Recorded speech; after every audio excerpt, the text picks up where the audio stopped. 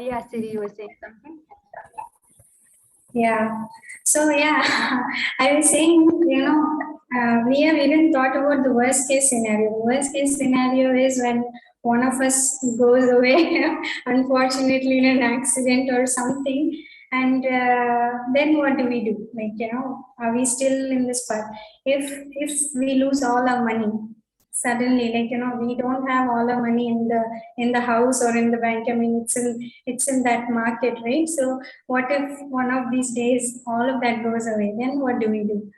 And it's funny, we had very early in the retirement itself, we got such a situation, and we 90% of our money was locked. And it was just a shock. We woke up one morning and Chandan said, all our money is locked. Now we just have this X amount of money, and how do we deal with this? And that itself was a nice, what do you say? It was a check for us. Yeah, and that day we were not scared. We were not upset. We were like, oh, okay. So now we know that even if the worst condition comes, we can still live, because that day we thought, okay, so I think we can still manage. I think nowadays we have so many days we lived, and we knew exactly how much really we require. We don't require that much money to to have. And we also don't have plans of giving a box full of money to our daughter and say, here it is for you. So I think those kind of questions come, but we are ready. I mean, the worst case scenario is one of us has to go back to work if such a bad thing happens, and I think we should be ready for that too. We can't say I stopped working now, so I'll stop forever. But as of now, things are going well, and this is fine. Okay, I have one question. Maybe other people are thinking: Is it? Did you retire? Is it because you have like your parents as your backbone to support you if something happens in future? Could you say that again? Is it because? Like one of your parents, like your parents or Chandan's parents are there as a backbone to support you if you guys are completely at loss. No, no. Like they are loaded and you guys are doing your bit. That's a good one. So fortunately or unfortunately, yeah, both our set of parents are their own made, and they don't depend on us, and they don't depend on us, and we are not dependent on them. They're both from both humble backgrounds. My father is retired, and my father-in-law is also retired. And they had government jobs, and so whatever small amount of pension they have got, they are living with that. And I think somewhere our parents also had this, that my child should not be dependent on me, and their upbringing is what has given us a nice what do you say, a step to make our own life. And fortunately, yeah, they are very, they also have accepted that. Earlier it was very questionable, like, how can you stop working, if you don't have money, what will you do? But after that, they somehow just agreed with that. Okay, fine. If this is how your thought process is, if this is what you don't want to do like others, have some 2, 3 houses and all that, fine. As long as you know what you're doing. And we also have a reason to believe that we have, if we are put in a very bad situation, we know how to earn that amount of money, 1,000 rupees, 2,000 rupees, we can go earn back, so it's not that hard. So yeah, we don't have any background to. And one more question to Chandan. So usually all this time you were like working and not at home. So you said you actually need something to work on if you decide to retire. So was this always your plan? Like you actually had a plan that you would do so and so, like your hobbies or whatever things that you're doing. Did you have that as your background that I will do this after I retire? And I understand being with family is one of the priority, but you can't be with your family like 24/7. You need your own time to do something before you can intend. So yeah, like was that your plan? Like did you have these hobbies that you want to work and that's why you retired or something like that? Yeah, I always wanted to work on these hobby projects. So even while I was working corporate, I was doing these projects, hobby projects at home. So my background is electronics, but my job is software engineer. So I still like to do some electronic projects. I used to buy all boards and components and used to fiddle with them. And the thing is with work, I wasn't getting enough time to do work on my projects. And I felt my projects are more fun than the work that I do. And so as I was coming near to my retirement, I figured out that my projects will be what I'll be doing after I retire. So that's how it happened. But like it's I didn't think that I'll be working on these projects. That's why I will retire. But I had this idea that at least for the next 3 years, I have enough projects, hobby projects to do that will keep me busy. And beyond that, I'll think about it. So that's how. So I remember you told you wanted to do a startup and then it changed to early retirement. Are these projects like a backbone for your startup that you're planning? Just a question that. No, I don't think any of these projects can become startups. They're very simple projects. I don't think they need to be. So one of the things that Chandan loves is automation. So in our house, all these lights and fans and everything is automated. So he likes to fiddle with the walls and make holes, and he likes to destroy stuff a lot to make new things, and that has been his passion for a very long time.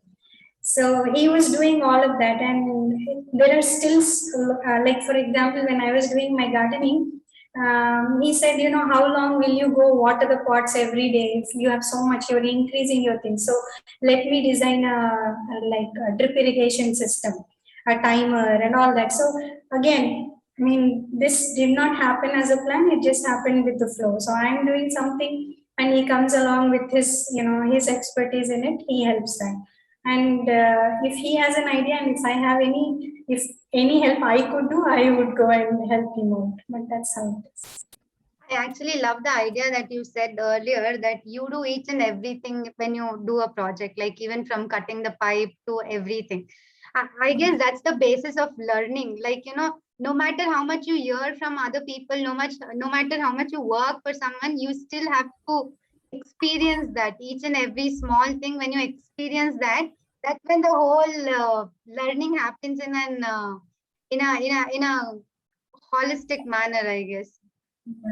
Yeah, I think that's the basis what we want to our child to see and learn from. I mean, not learn, but in the sense that if an idea comes, we should be able to take it from the cradle to grave. So even when we started gardening, like procuring the bags, go get them, get the soil. We had to carry our own, soil up and down. If it was on the terrace, carrying all those bags, it's labor, it's manual labor, and that somehow we feel, it is exercise in one form or the other, but it is the necessity, and we can just give the 10,000 rupees to anybody and get the work done, or we can do actually see through the whole process and learn how many times you fail to get a really fine product at the end. That's excellent. Like, can you just share some of your minimalism tips that anyone who is new to would want to do? Like, how do they start? Yeah, sure. I think there are so many, and actually, these days, I mean, knowledge and information is so freely available. So like I said, you can begin anywhere. My beginning started with composting, and I thought, okay, when I saw these websites, people, learning and teaching composting, I was extremely interested, and I started sorting out my wet waste and dry waste, and that's how composting started. And once I had a bag of compost, I didn't know what to do. Then I thought, okay, now let me put some plants in. And once I started growing some plants, and then I realized this is one is it's very hard. We forget what farmers do for us. It's so hard to get a decent amount of brinjals for a week with so much hard work. I plant so many seeds, pour so much water, put so much compost, still half of the produce doesn't come. And yet here we are, we go to the market, it's easy for us, it's very dispensable income, right? We just pour it in and we just come. We don't know what's the effort behind it. So then once I started that, then I wanted to make sure all the cleaners in my house were gone, like all the chemicals. So I started doing bioenzymes. I replaced all the cleaners in the house.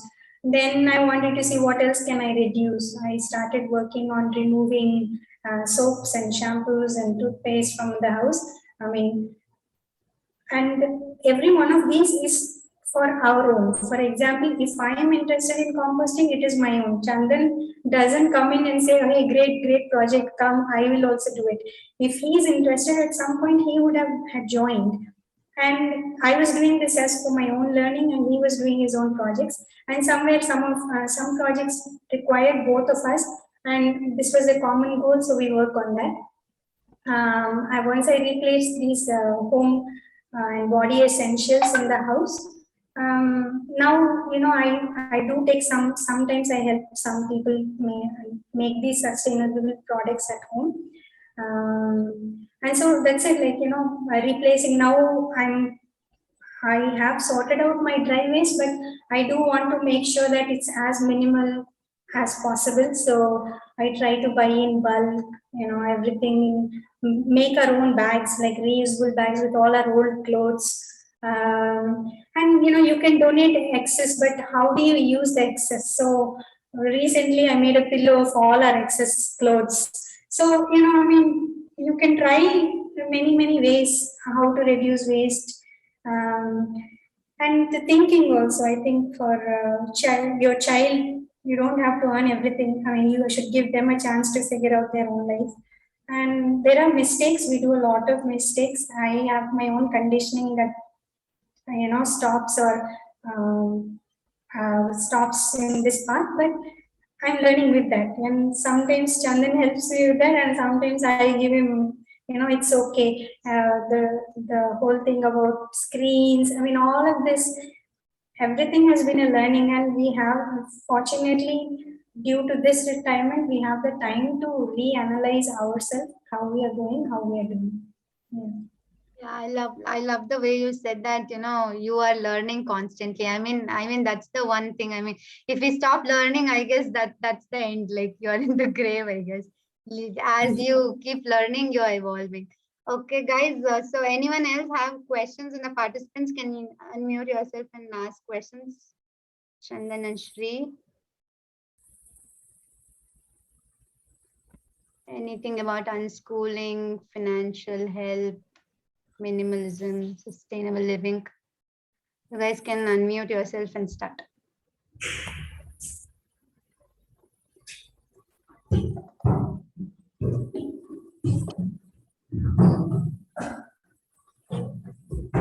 I guess there are no questions.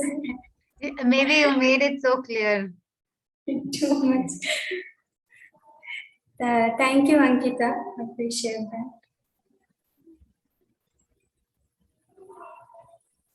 So, Rishikesh here. Hi. This is a question to Chandan. Like, I was reading your blogs. So you are into like fitness. So how it started? You started from your younger age only, or you just started along like when you started discovering? I don't know why I started getting into fitness, but it was in 2008, well before planning retirement at all, or even my startup. So I really don't know actually why I went into fitness. It's just like I used to read a lot of blogs, and one of the blogs happens to be about some fitness thing. And some guy wrote about how he was very skinny like me, and he was trying to gain muscle. I felt it was interesting. I thought like it will be an interesting project to work on myself. So I started. So it's been more than 10 years now. That's how it started. And we always wanted our daughter to be, we know that we haven't made her, go to school. She has no rules, nothing.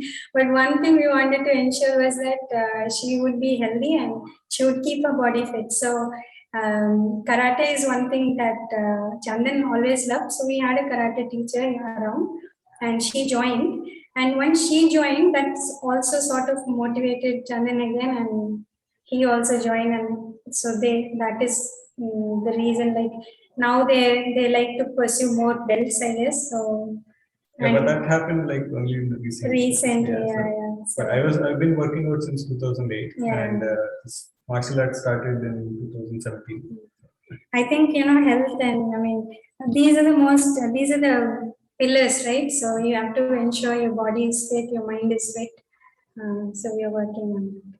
So when you say you're working out, you go to a gym and work out, or it's home workout? Yeah, when I was working, there was a gym at work, so I used to work out there. So just before quitting work, like I knew I was going to retire and I need something at home, so I got a gym equipment setup built at my house. So now I have everything at home, so I can do most of the exercises that I would like to do. So there's a home gym, and beyond that, now I've started also karate. So yeah, that's it. Okay. I hope Rishikesh, your question is answered. Yeah, I have many questions actually. Go on. Okay, Still next have some question is time. next question is regarding the writing blogs and all. Like if somebody wants to start like thinking on that line, like you mentioned in your one of the blog, that is also is like now kind of giving you revenue. Means is that correct, or how you build on that? Like if somebody No, wants I to said start. he wrote blog or any other thing doesn't give him any revenue. Oh, Remember okay, you okay, said okay, sorry, sorry. $1 or something like that? Some blogs I did read. Yeah. Yeah, there is no revenue in that. So I can tell you it is like a few cents every month, US cents. So like less than $1 a month is what comes out. So I just had a question like, why don't you advertise your blog or something like that? No, it's not really about revenue. I was not not looking for any income. That will put too much pressure to write blogs. The reason is because to run the blog itself, I need the servers, and the servers need to be paid. So I just wanted something that if it can match the expenses for running the blog, that will be good enough. Yeah, if I ever get anything more than what I need for my servers, then I'll happily donate. I don't need the income. I'll be happy to donate. No, but And the why you not advertise? Like why you not So that is that because he's an introvert basically. So I think the amount of talk he has done here, it would be like a month of talk in a normal conditions. So this is a lot of talk for him. He doesn't do that. He's very bad at it. No, but my question is like, since you are your own income is coming from this corpus that you've invested. My question is why you're not using this blog also, which you've written very beautifully, as another source of income, like by advertisement, is my question. Yeah, so there are a couple of reasons. One is that anyway we have enough income coming from my corpus. I don't need additional income. I mean, I don't know what I will do with more money.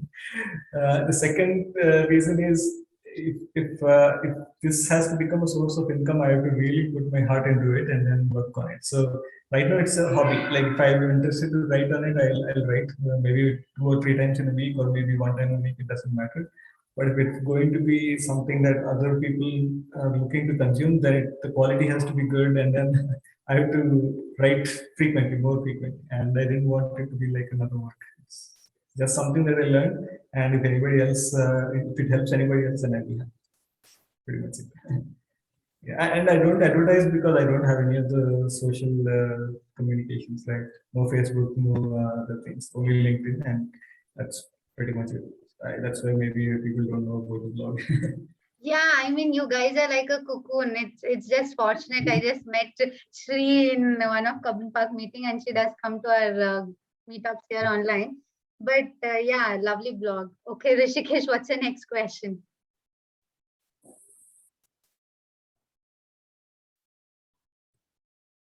Rishikesh, did you disappear?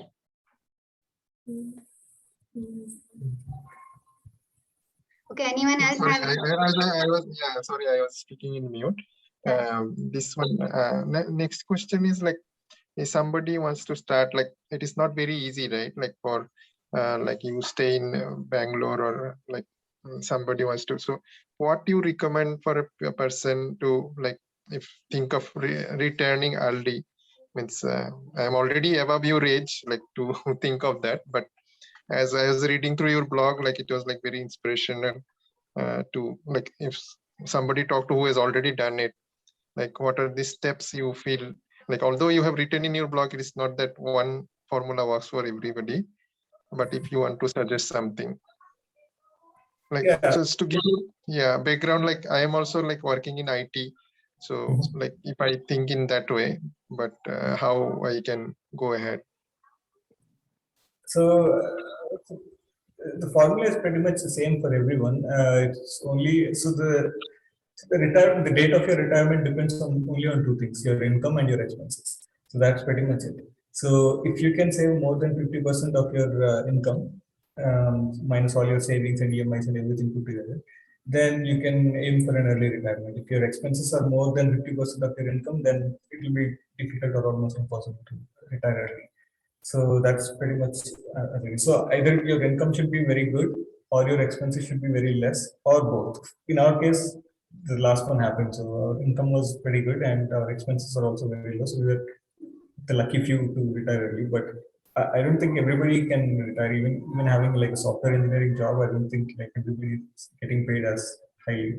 And expenses happen like in our case at least we don't have like, we are not sending our kid to school, so one of the major expenses for many people. That's one of the things that's not there. And just before retirement, or just actually after retirement, I closed the home loan. So we have our own house and no EMI to pay. So that's another reason. So if you have no expenses, then obviously you can try and retire. But I don't think everybody can do it. But you can strive to retire early. Yeah, thank you. Yeah, I mean, if you, other than that, like to the question about what you should do once you decided and you figured out your income and expenses, like assuming you can retire early, then as I said, like you can every month invest in mutual funds. If you know already how to invest in mutual funds. If not, also it's quite easy. Like you can search on Google, like how to invest in mutual funds. There are many blogs, including my blog, which explains where you can create an account and just invest. The process is really simple, and every month try to invest as much as you can. Like anything that you can figure out that you can save and invest, just invest.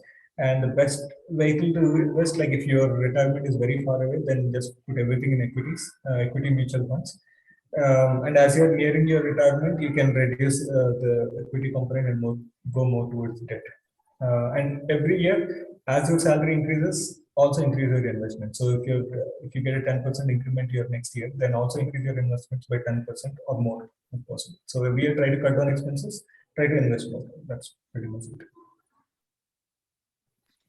Okay.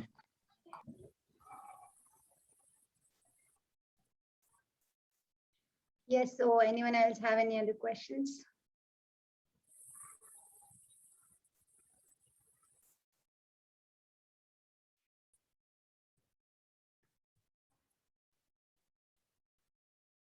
So Chandan, you said in your blog that you have to start early, like, investing early. So did you start investing even when you were like kind of working, or did you just start like for retirement, or how did that work?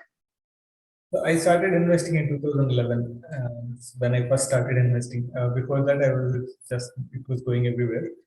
So 2011, I started investing, and 2018 was when I retired. So for 8 years, I was investing. But that's normally a short time period for most people. So it's better to think of it as 15-year thing. So if you start early, like maybe you got a job in 26, 27 years of age, then 13, 15 years from there, so 42, 45, you can definitely retire.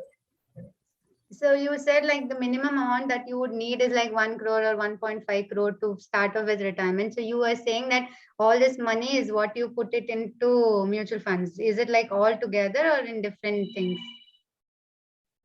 Yeah, it's all in mutual fund. And the thing is, the 1 crore or 1.5 crore that I was mentioning it's for us, depending on our expenses. If your expenses are lower, you will need a lower corpus. And yeah, all the investments are in mutual funds. So equity mutual funds and debt mutual funds in multiple fund houses and multiple funds. If you know, yeah. Okay, so guys, anyone else have any questions? And one more thing, you said you have this meetup that happens every 3 weeks. So if someone wants to be in your group, how does that work? So I send out, and so if you are subscribed to my blog, I send out an email to you to join the meetup. It's or you can search on my blog. It's called Virtual Meetup. If you search for it, you will get the blog post on it. So every 3 months I have a post. So if you keep reading the blog, every 3 months I'll set up and post a new blog post, which I'll say, which I'll tell you which date I'm going to have a virtual meetup and date and time. If you're free, you can join. So this meetup happens once in 3 months. Once every 3 months, yes. He was also doing like a physical meetup, but due to Corona, that kind of stopped. So he started doing online. Maybe, hopefully, if everything works well, he can start a direct meeting also. Okay, to just sum up your journey of well, we had to started with unschooling. To sum up the journey of unschooling, I guess we all are very we are just looking for the ways to facilitate. Sometimes I tell, facilitation doesn't have to be that you have to continuously be doing something. Maybe what you're doing, the child can follow. Now, you guys are the best example of that. Now, even say facilitation, we need not be like, you like with travel schooling that people are traveling and children are learning. If you're living in a farm, you are just doing, the environment is doing its work. So you don't really have to do anything. In your case, like, the one more very important thing is we unschoolers or homeschoolers, we think, okay, I'm unschooling my child. Okay, what should I do? What should I do? Which printout? What? Where? How? What? So we are so involved in the child and everything. We forget that we are also human beings and we have our own things to do. And I guess you guys are the perfect example that you guys just do whatever you want and the child will pick and choose whatever the child wants to do, and that is the environment you guys are given. Yeah, and sometimes we should be ready if she doesn't choose either. Yeah. That's one thing. Yeah, you give the independence of choice to the child, and the child decides. I guess that's how the learning happens, right? Like only if you choose to do it, you learn it better. Yeah. Yeah. So okay, I guess anyone else have any question? The last time I'm asking, or else we will close this meeting.